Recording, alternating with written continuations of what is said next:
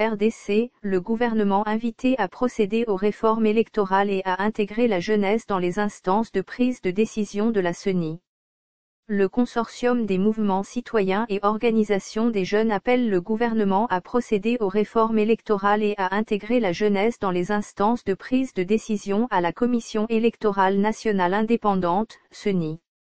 C'était au cours d'un forum organisé le lundi 9 mars 2020 à Kinshasa sous le thème « Les réformes électorales et l'intégration des jeunes dans les instances de prise de décision de la CENI ». Lors du déroulement de ce forum, les participants ont discuté autour de différentes lois relatives à l'organisation et au fonctionnement des élections en République démocratique du Congo. D'après Jean de Dieu Kilima, communicateur de ce consortium, la jeunesse de la société civile a sensiblement contribué à l'avènement de la démocratie et à l'état de droit dans le pays. Pour cela, ajoute-t-il, elle mérite une attention particulière de la part des dirigeants dans les discussions autour de l'avenir du pays afin de pérenniser les acquis de cette longue lutte.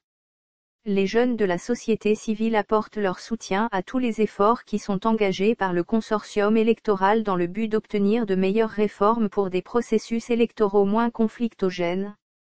Cependant, les participants ont estimé que la participation des jeunes se justifie par la préservation des acquis du combat pour le changement et la démocratie. Étant donné que l'avenir du pays se trouve entre les mains de la jeunesse, il est important qu'elle soit déjà associée à la gestion pour garantir la relève, estiment les participants. Les mouvements citoyens et organisations des jeunes appellent les dirigeants à procéder à la révision des articles 10 et 24 de la loi organique portant organisation et création de la CENI, qui exclut la participation des jeunes, en supprimant le seuil électoral qui ne favorise pas l'élection des jeunes et la caution électorale qui ne tient pas compte de la réalité sociale notamment de la jeunesse. Il plaide pour le retour au mode de scrutin électoral à 2 tours. S'agissant de l'élection des gouverneurs et des bourgmestres, ces derniers soutiennent l'idée d'un scrutin direct afin de combattre la corruption et permettre un contrôle citoyen.